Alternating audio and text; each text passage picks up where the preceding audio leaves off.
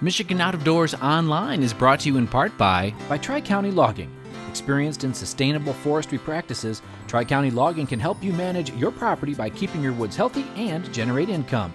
Serving southern and mid-Michigan for nearly 50 years, TriCountyLogging.com.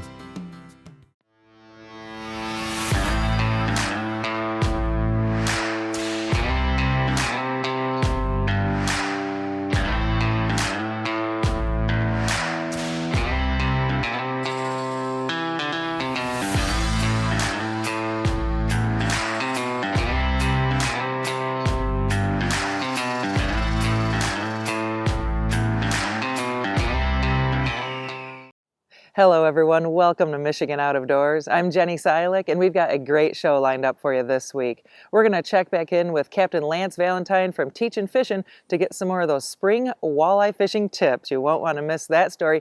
And we'll have some late winter hunting and fishing action for you this week. Well, that's right, Jenny. We do have a few more things on this week's show. We are going to do a little steelhead fishing on this week's episode and chase some beagles. Lots of fun on this week's show. You stay tuned. I'm Jimmy Gretzinger. It's time for Michigan Out of Doors.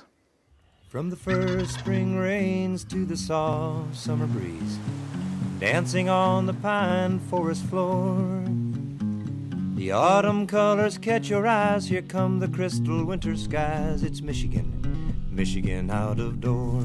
What a beautiful day in the woods. Someday our children all will see this is their finest legacy, the wonder and the love of Michigan. As the wind comes whispering through the trees, the sweet smell of nature's in the air. From the Great Lakes to the quiet stream, shining like a sportsman's dream, it's a love of Michigan we all share.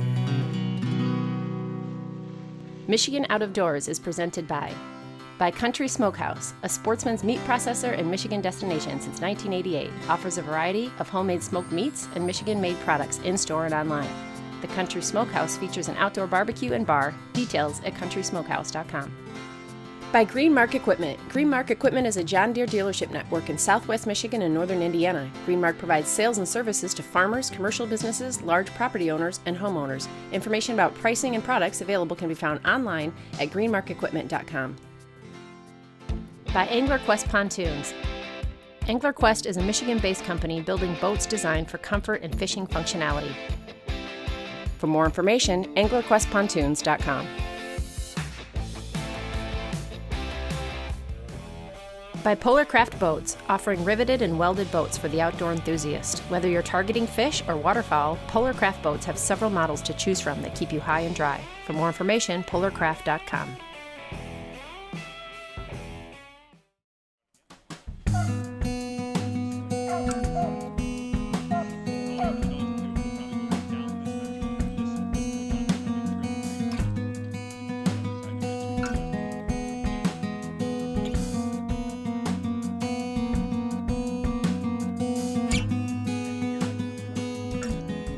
What do we got going on here today? Well, I tell you what, Jimmy, it's going to be a fun day. So my family farm here, the Star Farm in Grand Ledge, hasn't been rabbit hunted for many years, maybe a couple decades. Huh. And so we've got some good dogs here. Dwayne brought his beagles over, and geez, we haven't even got out of the car yet, and a rabbit darted across in front of us. So I think that's a good sign. I think we're in for a good day today. Good deal. Good. And so did you used to hunt this then years ago for rabbits? Yeah, for deer, growing up, we would hunt it for everything. Squirrels and rabbits. My friends, the Freed family, had beagles. We'd do that. And, pheasants really weren't around then. I did raise some pheasants through Future Farmers of America and release them, but never really had that take. Shot a lot of deer here. Trapped as a kid on the creek. When we get back there, you'll see. So as a little kid, a boy growing up in the country, this was a fantastic experience. We had a good group today as we hit the woods. Some old friends and some new. The star today would be Dwayne Etter and his set of beagles. It's been a rough year to have conditions right, but today, well, it was looking good. So we have two beagles that are out of a line from a guy named Jimmy Rogers. He's up in Brant, Michigan. Okay. I switched lines a couple years ago. There goes a rabbit right there. I switched lines a couple years ago, went to a little slower dog. Used to have what's called a patch beagle. I used to run hare a lot, but I don't do that much anymore. So. Okay. And how old are these beagles? How old are they? Yeah. One is 3, and the other is 5. Okay. So they're getting into their prime right now.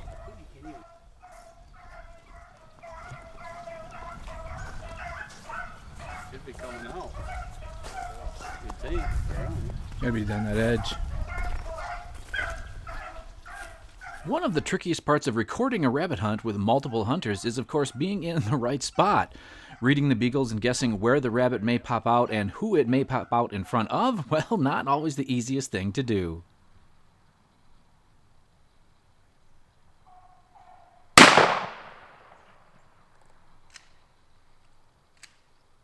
Get him? What happened there? He just moved right through here in the brush, and I seen him and pulled up and shot him. That's some thick stuff right there. Yeah, he didn't go anywhere. So You think they that's- got another one running right now. Well, good job. Yeah, thanks. Yeah, man. That same rabbit. They're coming right to him. Yeah, that had to be him.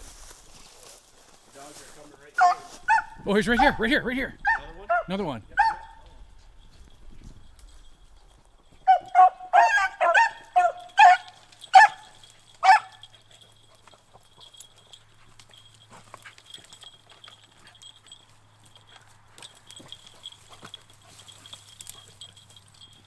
Yeah, they got him. Good job, boys.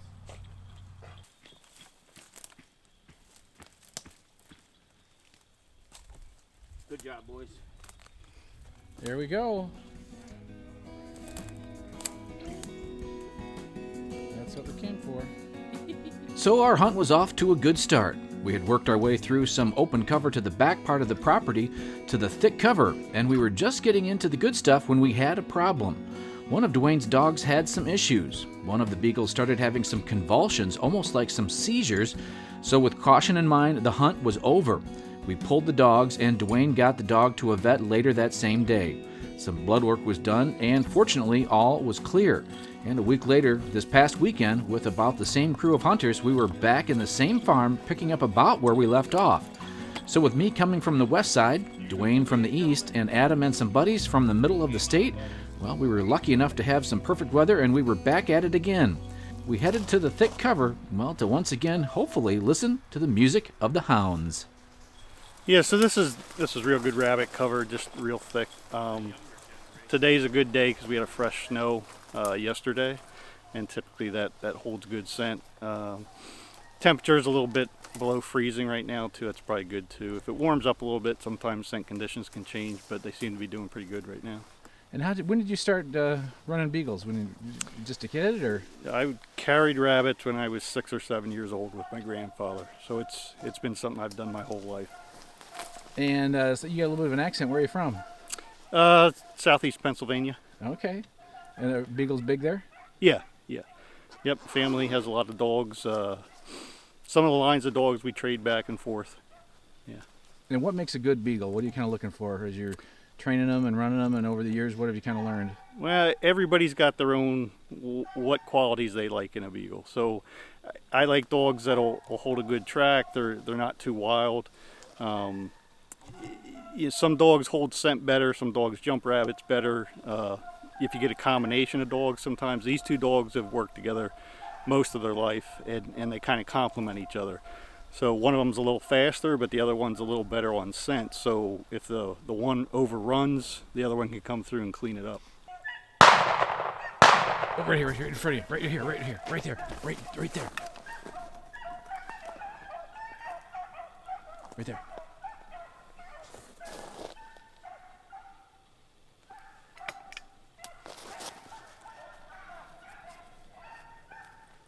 Do you not see it?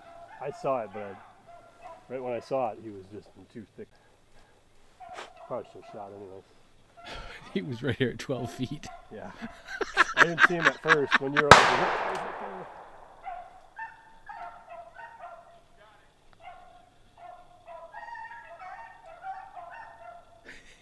by the time I got a beat on him, he got behind that stuff. Yeah. Sometimes with a little bit of luck, you get a second chance. You turned him.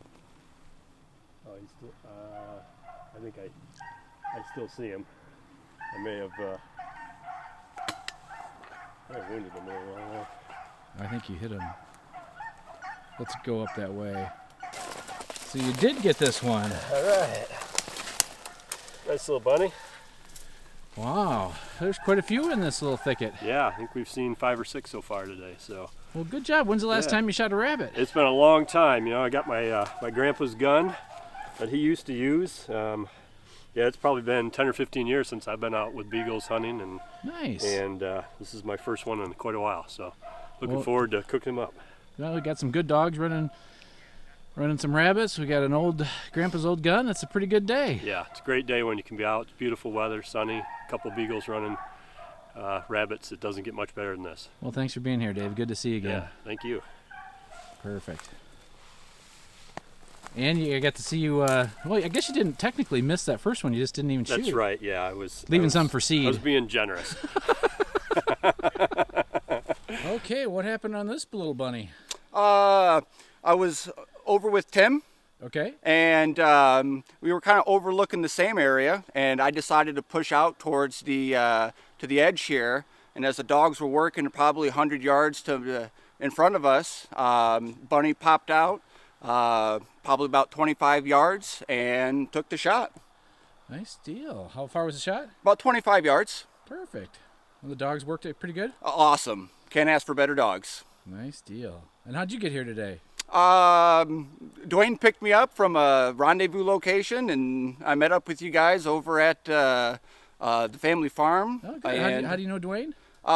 Worked with Dwayne on the feral swine project, and sort of developed a relationship and friendship since then.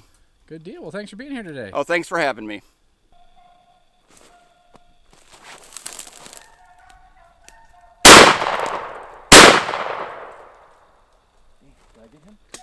Nope, he's still running. He's heading for the creek. Doggone it. That was a poke. That was a long way. Oh, well, I see him. He's down. He's down? Yep. I'll buy that 28 gauge off you. It's a lucky one. Oh, man. I forgot how much fun this is. The dogs, I mean, the sunny day. This is fantastic. You want to walk up on him, Jim? Yeah, let's go get him. Okay.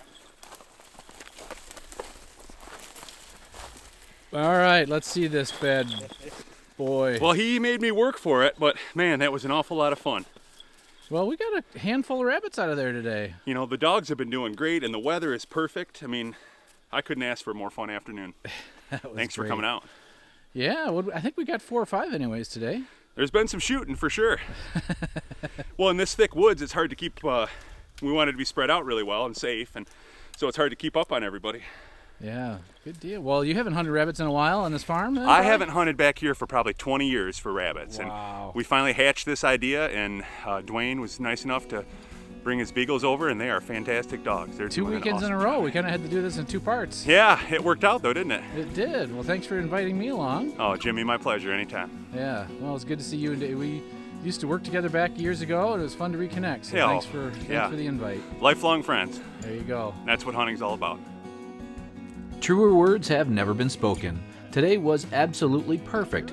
Some great dogs, a honey hole of a property, some old friends, some new ones. It all came together. It doesn't always go that way, like a week prior, but when it does, it just makes it that much sweeter. So if it's been a while since you've stomped a brush pile or chased a beagle, well, there's still some time. And remember, lifelong friends and hunting do go hand in hand here in Michigan's Out of Doors.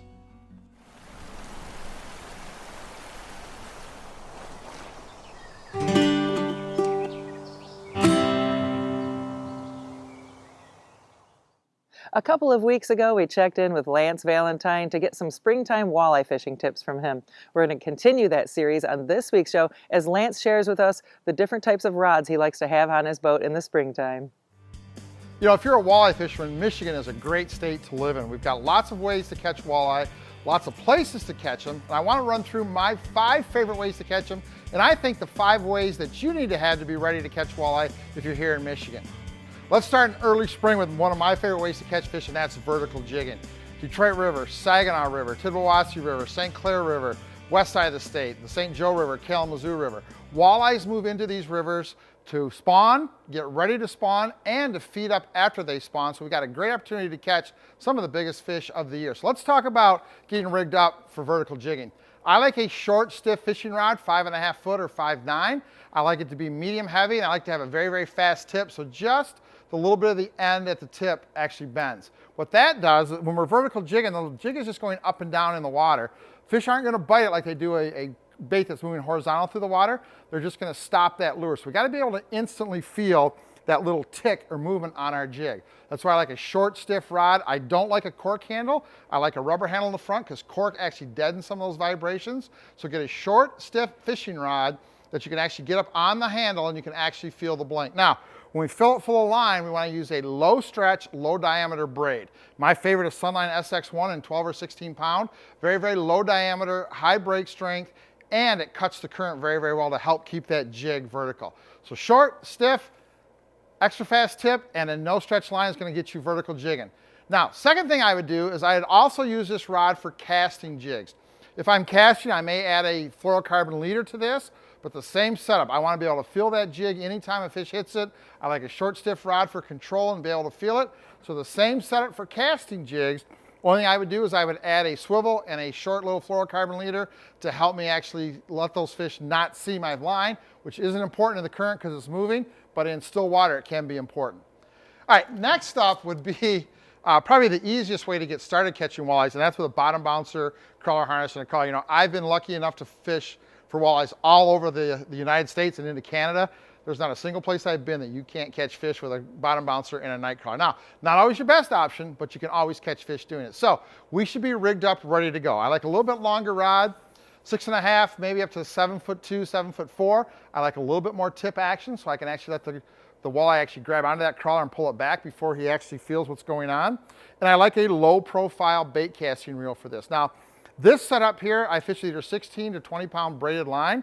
Again, no stretch, low diameter. I can cut the current, cut the water, get down really quick, and I can feel everything that's happening on my bottom bouncer. Am I on sand? Am I on gravel? Am I in rocks? That braided line lets me feel that. Now, two ways to fish this. I can either let my bottom bouncer out, put it on a planer board and send it to the side, or the way I like to fish this rod in particular is put the bottom bouncer to the bottom and then slowly pull it forward, drop it back, hit the bottom, pull it forward, drop it back, hit the bottom, or just stick it in a rod holder and let it kind of go downstream or across the lake.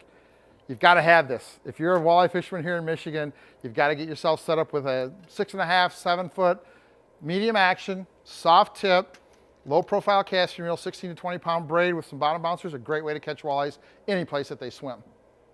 Okay, let's go on to another rod and hand technique that I like, and I really like to cast crankbaits.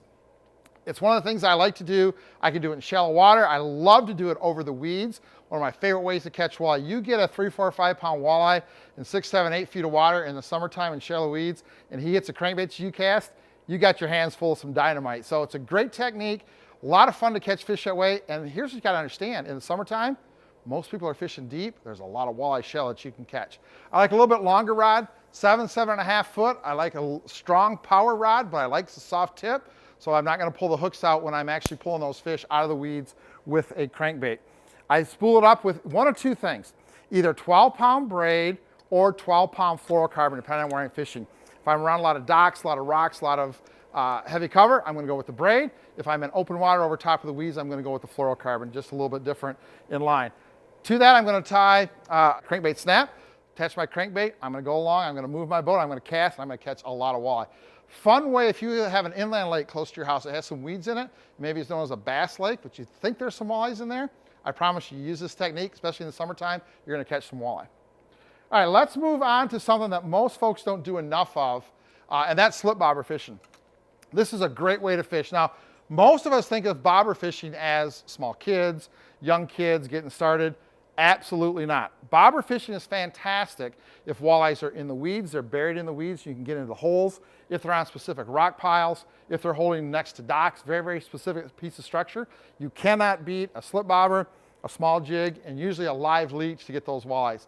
One of my favorite ways to fish. It's relaxing, you put your feet up, you toss a slip bobber out, maybe have a sandwich and a pop, and watch that bobber go down and catch a walleye. Great way to fish and a good way to get kids involved with fishing. I like a little bit longer rod, 7.5 or 8 foot. I like a a rod that bends a lot for slip bobber fishing. That's kind of key. My main line is usually 8-pound fluorocarbon, and my leader is usually 4-pound fluorocarbon. So I got my bobber, a ball bearing swivel, and then about 4-pound fluorocarbon light leader, because I want those fish, remember, the fish we're fishing for aren't very aggressive. We don't want to be able to see that line. Fluorocarbon helps us, it's invisible, it hangs straight. Small little jig on the bottom to add a little bit of color, put a nice lively leech on there, and I promise you, you're gonna have a good time catching some walleye. One of my favorite ways to catch walleyes in the summer, find a weed bed, either fish the edges or holes. You're gonna have a lot of fun catching walleyes this way. And last but not least, if you're a Michigan person, you're gonna troll the Great Lakes. You're gonna pull planer boards with crankbaits or crawler harnesses or spoons behind them, and you can't beat a good quality line counter reel spooled with 16-pound fluorocarbon and an 8.5 foot rod that's got a little bit of action. So I like an 8.5 foot rod. I like longer rods for this, but again, I want the rod to have a lot of tip bend. I gotta have a fairly sturdy rod the last half so I can hold up those planer boards, but because I'm gonna have those fish a long way away and they're gonna get close to the boat and wanna pull back, I like that little bit softer action tip. Again, spooled up with a good quality 16-pound fluorocarbon. Get yourself a line counter reel so you know exactly how far your lure's out, so you know how deep they are.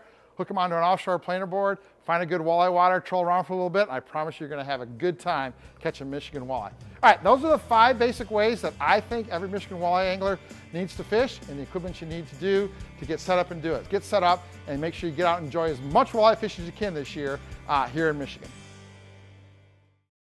We wrap up this week's show in northern Michigan, where I was able to spend the day on the water with a couple football players from the University of Michigan.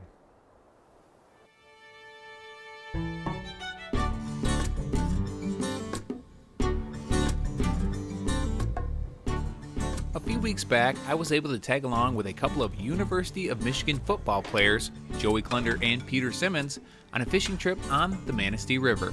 Both of these guys had some fishing experience, but had never targeted steelhead, and we're looking forward to learning more about it. So what you're trying to do is make this bobber float downriver like you're not connected to it. So on one of these rods, I have a jig and a wax worm. On this other rod, I have a spawn bag. And all you want to do is drop that in the water. And you want to stay tight enough to that bobber to where if the bobber goes down, you can take a couple cranks on the reel and set the hook, but you don't want to move it either.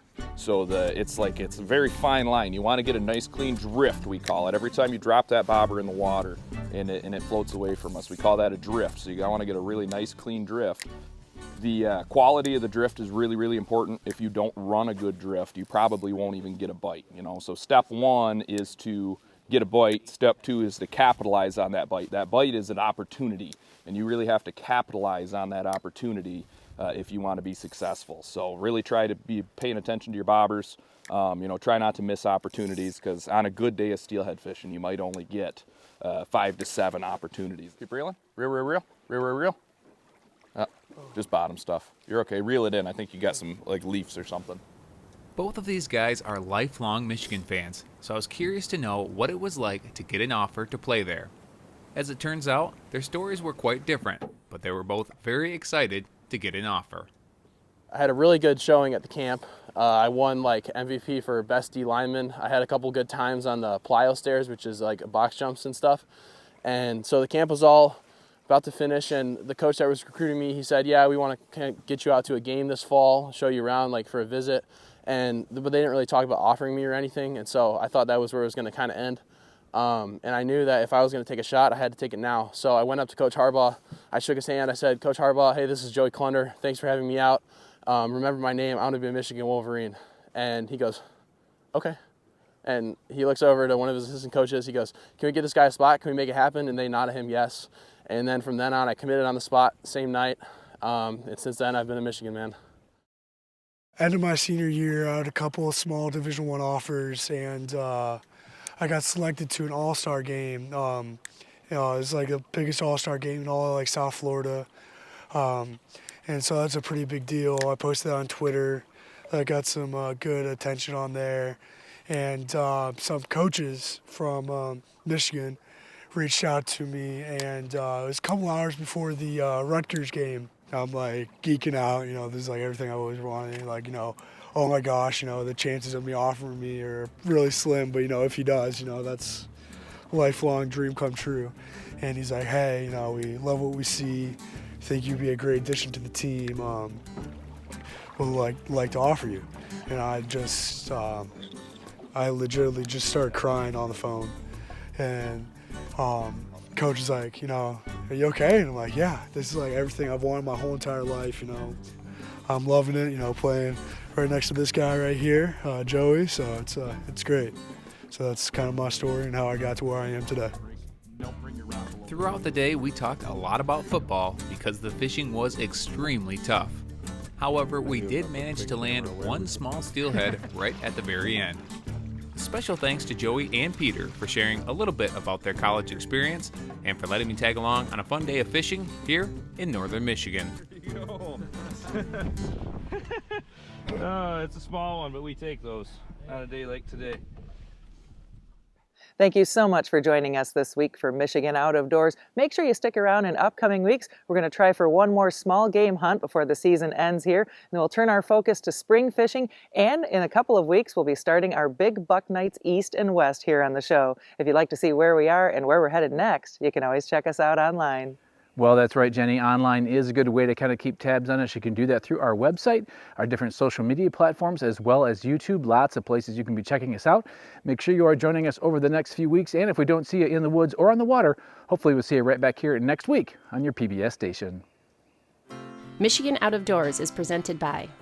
Do you dream of somewhere bigger than your backyard? You can get there with Greenstone. Whether you want to hunt, fish, hike, or just watch the sunset, we're ready to help you own your place in the great outdoors. To learn more, visit greenstonefcs.com.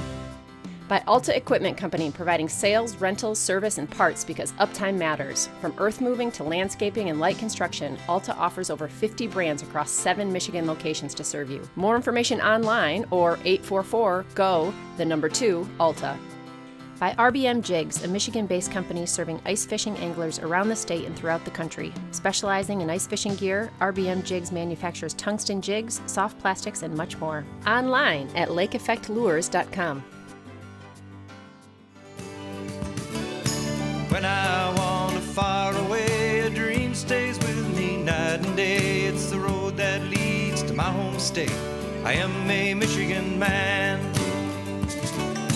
Changing seasons paint the scene like rainbow trout in a hidden stream. The white-tailed deer in the tall pine.